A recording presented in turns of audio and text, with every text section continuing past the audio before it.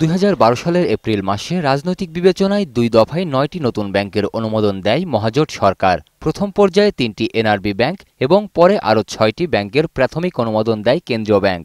বাংলাদেশ ব্যাংকের বেঁধে দেওয়া শর্ত পূরণ করে ব্যাংকগুলো যথাসময়ে তাদের কার্যক্রম শুরু করলেও পুরাতন ব্যাংকগুলোর সঙ্গে পেরে উঠছে না তারা।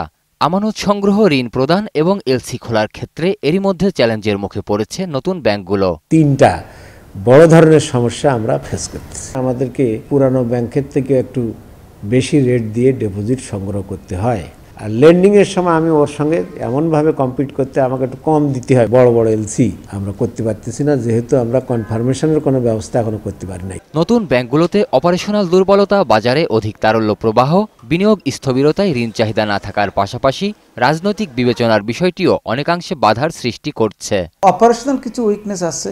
কাস্টমাররা মনে করেন যে নতুন ব্যাংক দেখি কি করে, আর একটি স্টিকার তো লাগানোই আছে যে রাজনৈতিক বিবেচনায় ব্যাংক। এদের বিনিয়োগের সুযোগগুলো কম, অন্য ব্যাংক থেকে হয়তো কিছু এই দিক সেদিক করে লোন বা বড়োয়ার নিয়ে আসছেন।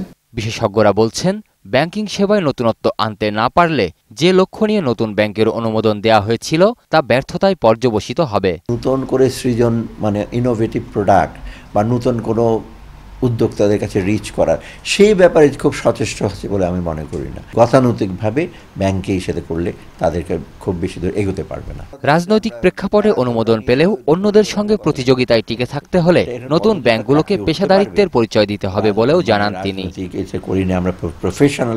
সঞ্জয় অধিকারী, 21 টেলিভিশন, ঢাকা। বিদেশি ব্যবসায়ীদের